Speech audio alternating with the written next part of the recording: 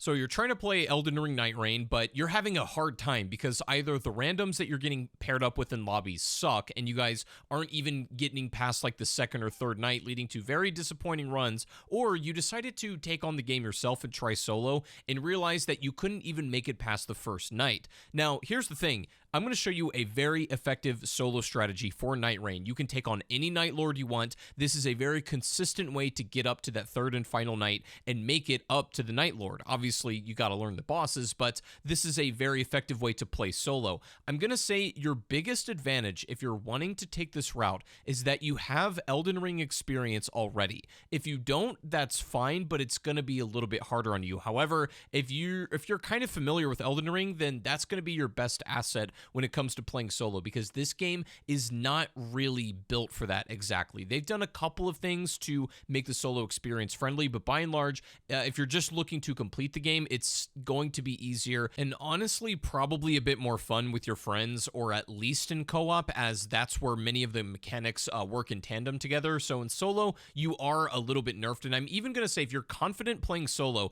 it's still going to be a little bit harder than if you were playing with a fairly competent team. It's doable, but I'm going to let you know right now it will take some practice. Now, all you really need going into this is a little bit of an order of operations to make things happen, because the entire gameplay loop of Night Reign is making sure that you play efficiently and play strategically. So going into your game, the first thing you should do, obviously, besides selecting your character, is select your Nightlord that you're going to go after. Each and every single one has an elemental weakness, which is denoted by this, small icon right next to its name. That is what is going to ultimately stagger it inside of the boss fight, and this is a necessary weapon if you're going to be playing solo. You want whatever your primary weapon is to contain this elemental weakness, because it's going to make a massive difference. But upon starting the game, the first thing you're going to do is go and pick up whatever these trash mobs or ads, whatever you want to call them, these very weak enemies right next to your first sight of grace.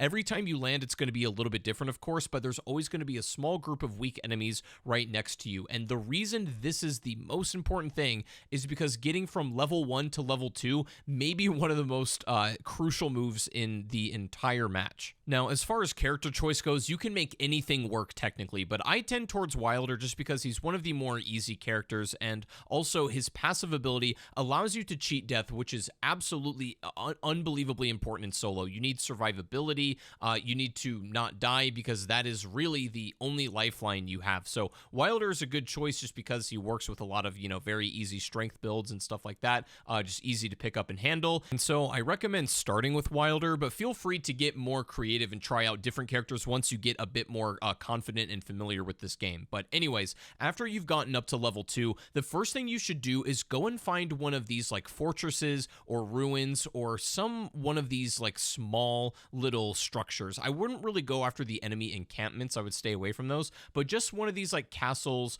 or maybe a small ruin that you can go and farm. Now, if you have the elemental weakness, you're great. What this means on your map is that if you see that icon that matches up with the Nightlord that you selected when you came in, that means once you kill the boss of this area, you're going to get a weapon with that elemental damage, which is great to be able to guarantee that. But you're going to go through these and try to not only kill the mobs, but try to just kill the boss as quickly as you can, and then go ahead and get the reward from that one. Now, if you're familiar with Elden Ring and you've played a lot of it, then you've got to retrain your brain a little bit here, because in that game, you're used to only really carrying the weapons that you need or are actively using. However, in Night Reign, all weapons, that include swords, spears, shields, seals, all that stuff, every single weapon has some kind of passive ability, and these apply to your character whether you're using them or not. They just need to be in your inventory slot. So this means get in the habit of picking up basically every weapon you come across, and as you're on the fly, you're going to get better at picking and choosing which ones are beneficial for your build and your play style, and maybe the boss that you're going up against at the end of the Nightlord fight.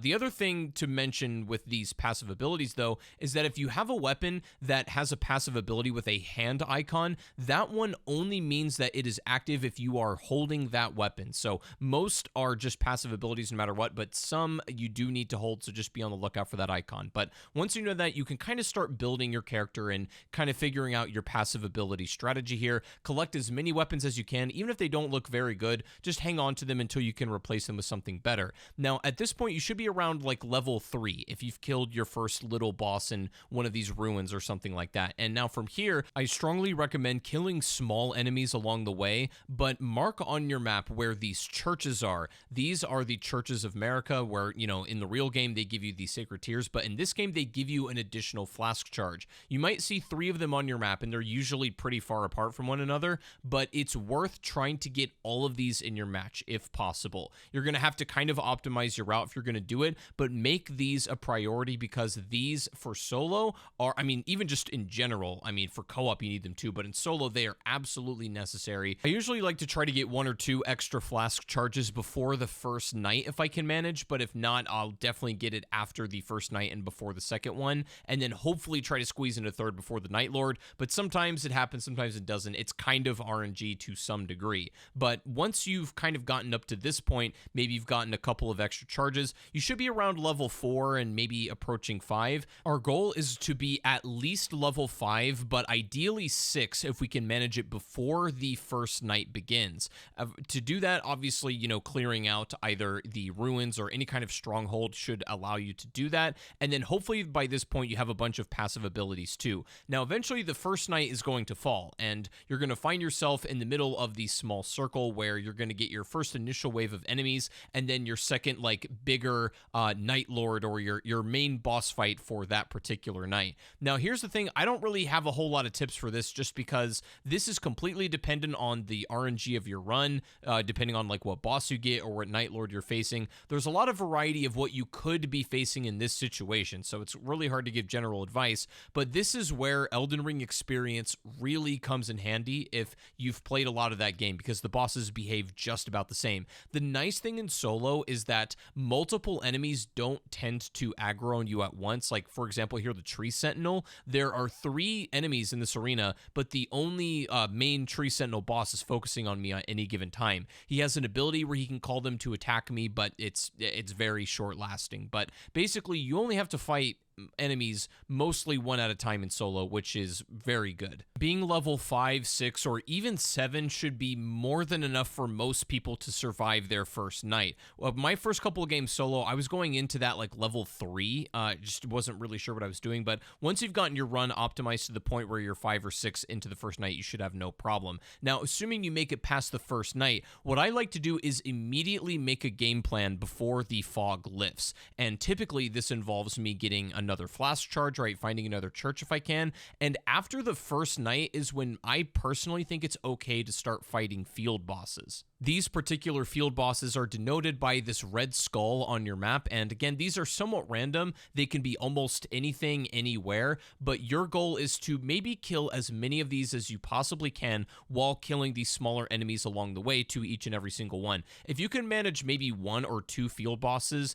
into the second day, then you're probably doing pretty good. I would tend towards the ones that you can kill very easily, like a Golem or the Red Wolf of Radagon, something like that. Once again, this is where Elden Ring experience is absolutely clutch. If you just know these bosses, then you're going to have a much easier time dealing with them, because at this point you might be around level 7 or 8, and there's still no pushover, and if you defeat a couple of field bosses, you're going to get great rewards and lots of runes. Now, one of the things you should do with your runes at this point, instead of leveling up, is if you find these merchants, which can be found like this on the map, you'll see them kind of hanging around. If you find a merchant, you can get one of these things called a Wending Grace, and this is essentially a self-revive. Now, you can only hold 2, but they cost 10,000 runes apiece, and you can go to different vendors and buy them so that you can be holding 2 at any given moment. These, once again, are probably the most important item in the game for solo play.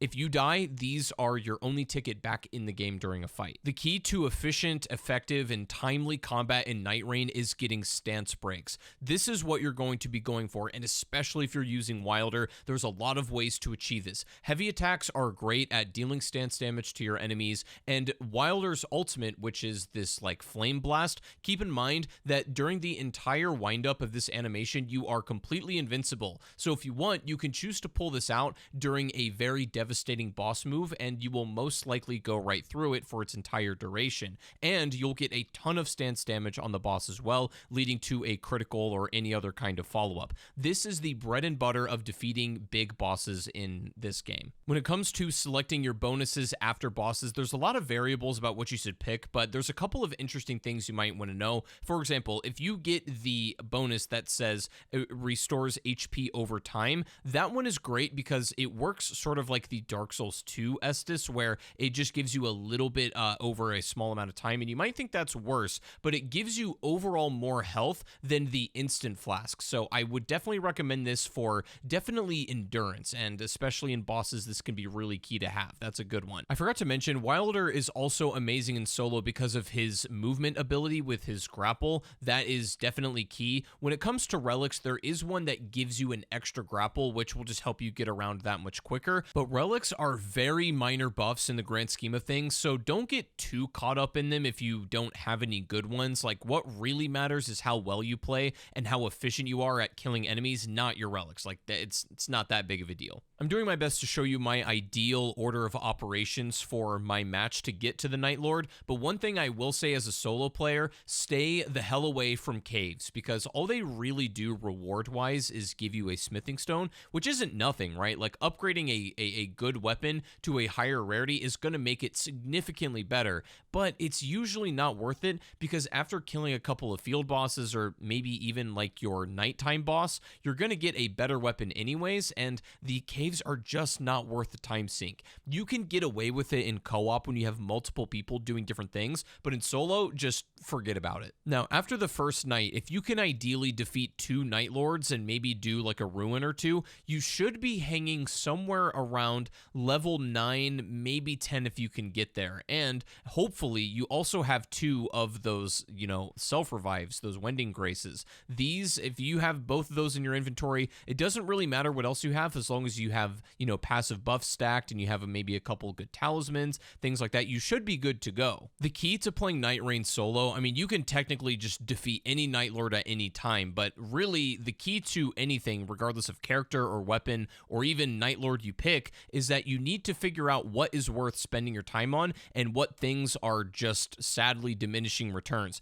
There's going to be a lot of moments where maybe you encounter a field boss that feels really tempting to sit there and try to kill, but it's just not worth it, especially if it comes at the cost of you not getting an extra, flask charge or something like that. The pace at which you have to play if you're optimizing in solo and playing well enough to most likely get to a Nightlord is breakneck. The boss that you're going to have to face in Night 2 is certainly going to be the toughest that you'll face yet, and once again, it's very hard to give general advice because there's all different kinds of bosses you could get depending on your run and your Nightlord. So I'll make a more in-depth guide about the actual Nightlord bosses themselves soon if you guys would like to see that, but this video is just about getting up to that fight consistently.